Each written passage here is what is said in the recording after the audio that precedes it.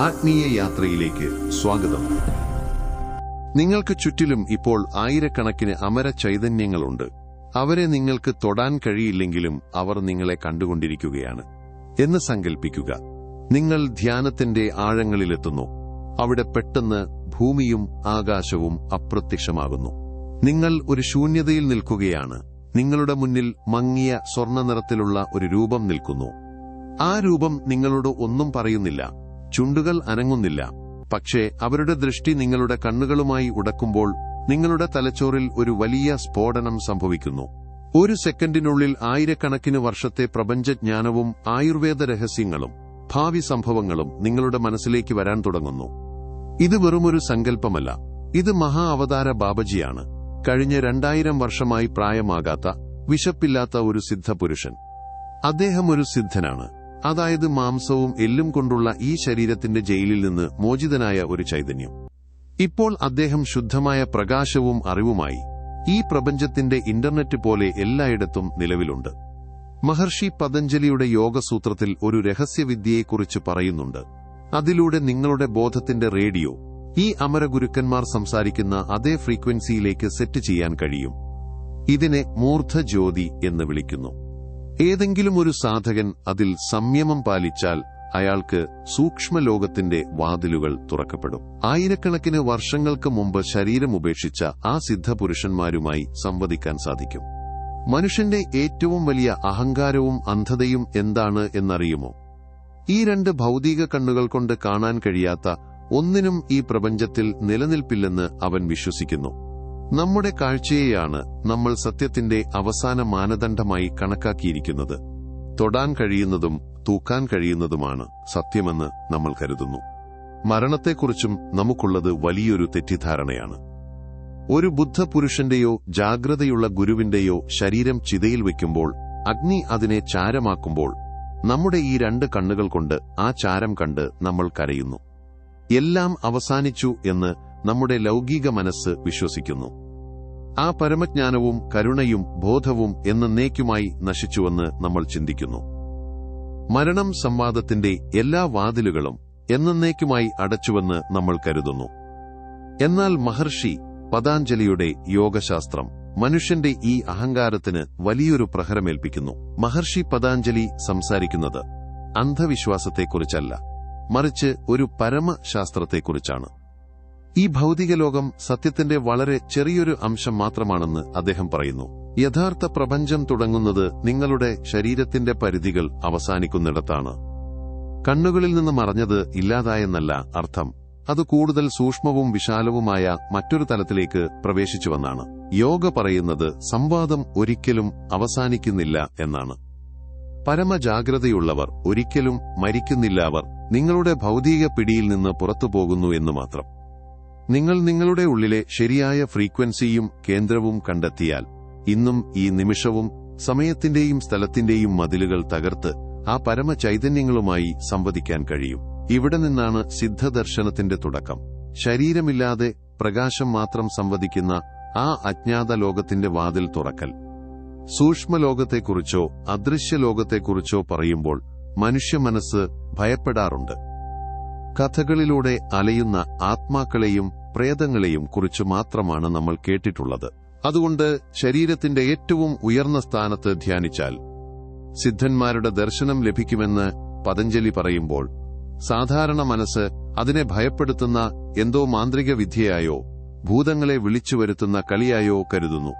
എന്നാൽ ഈ ശാസ്ത്രത്തെ വളരെ ആഴത്തിൽ മനസ്സിലാക്കേണ്ടതുണ്ട്. സൂക്ഷ്മലോകം എന്നത് ഒരു മുറിയല്ലാതെ ബോധത്തിന്റെ എണ്ണമറ്റ തലങ്ങളുള്ള അനന്തമായ ഒരു ആകാശമാണ്. ജീവിതകാലം മുഴുവൻ ആസക്തികളിലും ദേഷ്യത്തിലും ലോഭത്തിലും അഹങ്കാരത്തിലും ജീവിച്ച ഒരാൾ മരിക്കുമ്പോൾ അയാളുടെ ബോധം വളരെ ഭാരമുള്ളതായിരിക്കും. ശരീരം വേർപെടും, പക്ഷേ ആസക്തികൾ മാറില്ല. നമ്മൾ ഉദാനസാധനയിൽ പറഞ്ഞ ആ മനഃശാസ്ത്രപരമായ ഗുരുത്വാകർഷണം അയാളെ ഭൂമിക്കു ചുറ്റും തളച്ചിടുന്നു.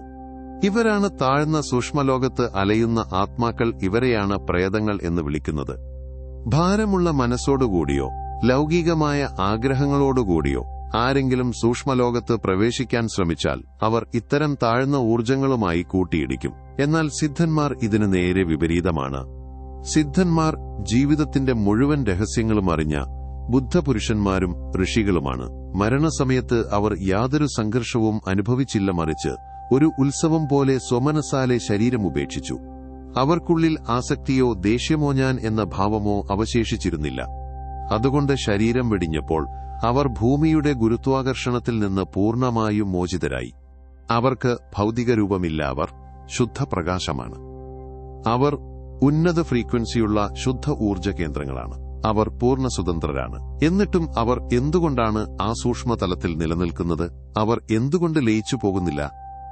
തന്ത്രശാസ്ത്രം പറയുന്നത് അവരുടെ അപാരമായ കരുണ കാരണമാണ് അവർ അവിടെ നിലനിൽക്കുന്നത് എന്നാണ്. ഈ ഭൂമിയിലെ സത്യസന്ധരായ സാധകർക്ക് വഴി കാണിച്ചു കൊടുക്കാൻ വേണ്ടിയാണ് അവർ അവിടെ നിൽക്കുന്നത്. സിദ്ധന്മാരെ ശ്മശാനങ്ങളിലോ പഴയ കെട്ടിടങ്ങളിലോ കാണാൻ കഴിയില്ല. അവർ സമയത്തിനും സ്ഥലത്തിനും അതീതരാണ്. വായുവിൽ റേഡിയോ തരംഗങ്ങൾ ഉള്ളതുപോലെ അവർ നിങ്ങൾക്ക് ചുറ്റും തന്നെയുണ്ട്. എന്നാൽ നിങ്ങളുടെ ഉള്ളിലെ റേഡിയോ ഇപ്പോഴും ലൗകികമായ ബഹളങ്ങളിലും ആസക്തികളിലുമാണ് കുടുങ്ങിക്കിടക്കുന്നതുകൊണ്ടാണ് നിങ്ങൾക്ക് അവരെ തിരിച്ചറിയാൻ കഴിയാത്തത്. സിദ്ധന്മാരെ കാണാൻ നിങ്ങൾ ശരീരം ഉപേക്ഷിച്ചു മരിക്കേണ്ടതില്ല. നിങ്ങളുടെ ബോധത്തെ അവരുടെ പ്രകാശം നിലനിൽക്കുന്ന ആ ഉയരത്തിലേക്ക് ഉയർത്തുക മാത്രം ചെയ്താൽ മതി. നിങ്ങളുടെ ഈ ഭൗതിക ശരീരത്തിൽ ആ അദൃശ്യ ലോകവുമായി ബന്ധപ്പെടാൻ കഴിയുന്ന ബിന്ദു ഏതാണ്? പ്രകൃതി നിങ്ങൾക്ക് കാണാൻ കണ്ണുകളും കേൾക്കാൻ കാതുകളും നൽകിയിട്ടുണ്ട്. പക്ഷേ ഇവയെല്ലാം ഈ ഭൗതിക ലോകത്തെ ഗ്രഹിക്കാനുള്ള ഉപകരണങ്ങൾ മാത്രമാണ്. സിദ്ധപുരുഷന്മാർ വസിക്കുന്ന ആ പ്രപഞ്ചത്തിലെ പരമമായ ഫ്രീക്വൻസി പിടിച്ചെടുക്കാൻ നിങ്ങളുടെ കണ്ണുകൾക്കും കാതുകൾക്കും കഴിയില്ല. തന്ത്രശാസ്ത്രവും യോഗശാസ്ത്രവും പറയുന്നത് നിങ്ങളുടെ ശരീരത്തിൽ ഒരു രഹസ്യ ആന്റിനയുണ്ടെന്നാണിത്. പ്രപഞ്ചത്തിലെ ഏറ്റവും സൂക്ഷ്മമായ തരംഗങ്ങൾ പിടിച്ചെടുക്കാൻ വേണ്ടി നിർമ്മിക്കപ്പെട്ടതാണ്. പതഞ്ജലി മഹർഷി ഇതിനെ മൂർധ ജ്യോതി എന്ന് വിളിക്കുന്നു. മൂർധ എന്നാൽ തലയുടെ ഏറ്റവും ഉയർന്ന ഭാഗം എന്നാണ് അർത്ഥം. യോഗഭാഷയിൽ ഇതിനെ സഹസ്രാര ചക്രമെന്നോ ബ്രഹ്മരന്ധ്രമെന്നോ വിളിക്കുന്നു. ഇതിനെ തലയോട്ടിയുടെ ഭാഗമായോ എല്ലുകളുടെ കൂട്ടമായോ കരുതരുത്.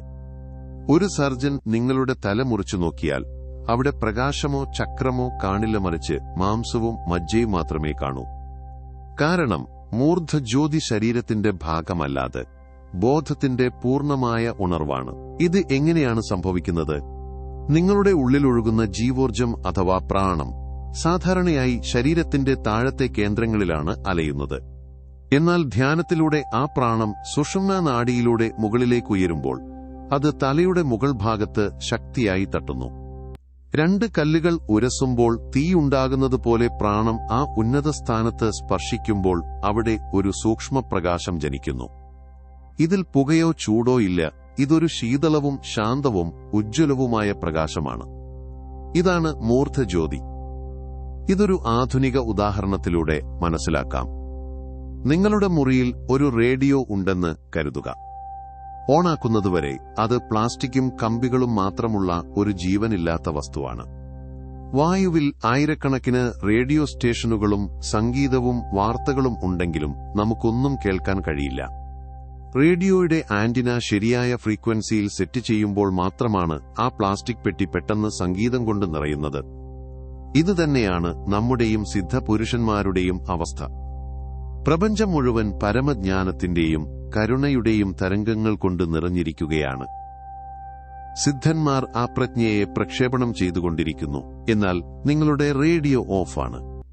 നിങ്ങളുടെ ബോധം ആസക്തിയുടെയും ദേഷ്യത്തിന്റെയും താഴത്തെ ഫ്രീക്വൻസിയിലാണ് കുടുങ്ങിയിരിക്കുന്നത്.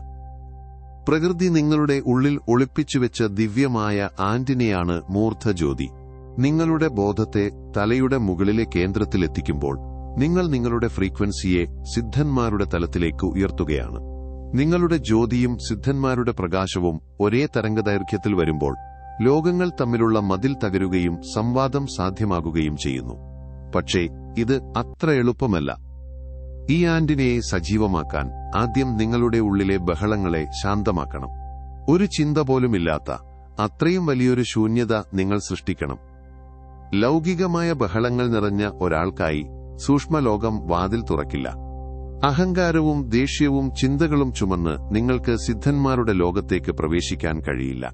അവിടെ പ്രവേശിക്കാൻ നിങ്ങൾ അവരെപ്പോലെ തന്നെ ശൂന്യമാകണം. ഒരു ശൂന്യമായ മുളയിൽ നിന്ന് മാത്രമേ സംഗീതമുണ്ടാകൂ. ഈ ശൂന്യത നിങ്ങളുടെ ഉള്ളിൽ എങ്ങനെ വരും?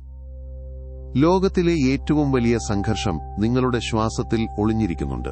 സാധാരണ അവസ്ഥയിൽ നിങ്ങളുടെ ശ്വാസം ഒരിക്കലും സന്തുലിതമല്ല. അതൊന്നുകിൽ പിംഗള നാഡിയിലൂടെയോ അല്ലെങ്കിൽ ഇടാനാഡിയിലൂടെയോ ആണ് കൂടുതൽ നടക്കുന്നത്.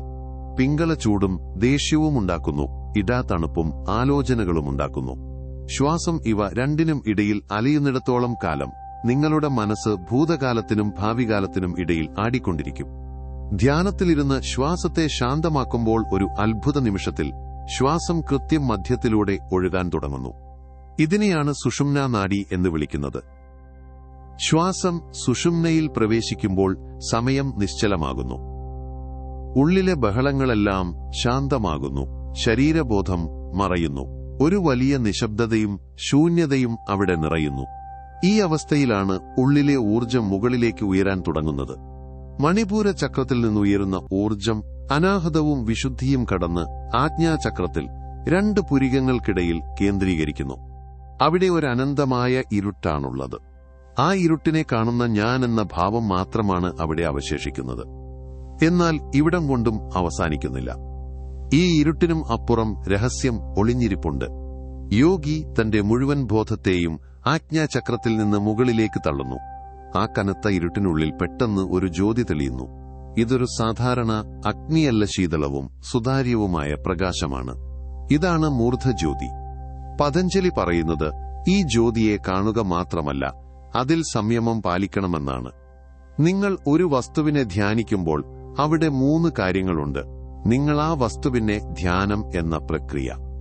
സംയമം എന്നാൽ ഇവ 3ഉം ഒന്നാകുക എന്നാണ് അർത്ഥം. യോഗി ആ ജ്യോതിയെ ദൂരെ നിന്ന് കാണുകയല്ല ചെയ്യുന്നത്, മറിച്ച് താൻ തന്നെ ആ ജ്യോതിയായി മാറുന്നു. ഞാനെന്ന ഭാവം അവിടെ ഇല്ലാതാകുന്നു. ഉപ്പിന്റെ പാവക്കടലിന്റെ ആഴമളക്കാൻ പോയിട്ട് അതിൽ ലയിച്ചു പോകുന്നതുപോലെ യോഗിയും ആ പ്രകാശത്തിൽ ലയിക്കുന്നു. ധ്യാനിക്കുന്നവൻ ഇല്ലാതാകുകയും ധ്യാനം മാത്രം അവശേഷിക്കുകയും ചെയ്യുന്നു. ആ നിമിഷം ബോധത്തിനുള്ളിൽ ഒരു വലിയ സ്ഫോടനം സംഭവിക്കുന്നു. ജന്മങ്ങളായി നിങ്ങളെ ബന്ധിച്ചു നിർത്തിയിരുന്ന മതിലുകൾ തകരുന്നു. വാതിൽ തുറക്കപ്പെടുന്നു. നിങ്ങളുടെ ആന്റിന പ്രപഞ്ച ഫ്രീക്വൻസിയിൽ സെറ്റായി കഴിഞ്ഞു. ആ പ്രകാശത്തിന്റെ മഹാസമുദ്രത്തിൽ ചില രൂപങ്ങൾ തെളിയാൻ തുടങ്ങുന്നു. അവർ സിദ്ധപുരുഷന്മാരാണ്, ബുദ്ധന്മാരാണുണർന്ന ഗുരുക്കന്മാരാണ്. അവർക്ക് ശരീരമില്ലെങ്കിൽ പിന്നെ എങ്ങനെയാണ് സംവാദം നടക്കുന്നത്? വാക്കുകൾ സത്യത്തെ മറച്ചുവെക്കുകയാണ് ചെയ്യുന്നത്. എന്നാൽ അവിടെ വാക്കുകളുടെ ആവശ്യമില്ല. അവിടെ ബോധം നേരിട്ട് ബോധത്തോട് സംസാരിക്കുന്നു. ഇതിനെ ടെലിപ്പതി എന്നോ ശക്തിപാത എന്നോ വിളിക്കാം. നിങ്ങൾ ഒരു ചോദ്യം ചോദിക്കുകയും മറുപടി വരികയുമല്ല അവിടെ ചെയ്യുന്നത്. നിങ്ങളുടെ ഉള്ളിലെ സംശയങ്ങളെ അവർ നിങ്ങൾ ചോദിക്കുന്നതിന് മുമ്പേ മനസ്സിലാക്കുന്നു. മറുപടി ഒരു പ്രകാശതരംഗമായി നിങ്ങളുടെ ബോധത്തിലേക്ക് നേരിട്ട് നൽകപ്പെടുന്നു. ഒരു വാക്കുപോലും ഉരിയാടാതെ മുഴുവൻ അറിവും ഒരു അനുഭവം പോലെ നിങ്ങളുടെ ഉള്ളിൽ വിരിയുന്നു. ലോകത്തിലെ പുരാതന രഹസ്യങ്ങളും ആയുർവേദവും വേദങ്ങളുമൊന്നും ഒരു ലബോറട്ടറിയിൽ കണ്ടുപിടിച്ചതല്ല. അവയെല്ലാം ഇത്തരം ധ്യാനാവസ്ഥകളിൽ സിദ്ധപുരുഷന്മാരിൽ നിന്ന് നേരിട്ട് ലഭിച്ചതാണ്.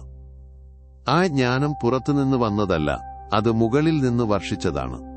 അത് നിങ്ങളുടെ ആത്മാവിൽ കൊത്തിവെക്കപ്പെടുന്നു. മനുഷ്യൻ ഈ ലോകത്ത് സ്വയം ഒറ്റപ്പെട്ടവനായി കരുതുന്നു. അവൻ ഗുരുക്കന്മാരെ തേടി അലയുന്നു.